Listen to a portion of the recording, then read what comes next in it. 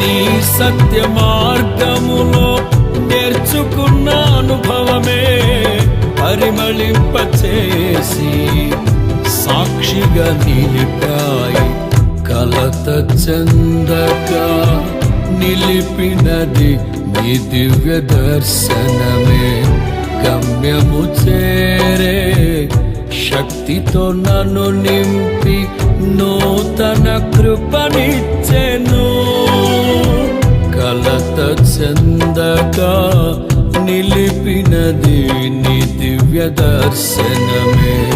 గమ్యము చేరే శక్తితో నన్ను నింపి నూతన కృపనిచ్చెను.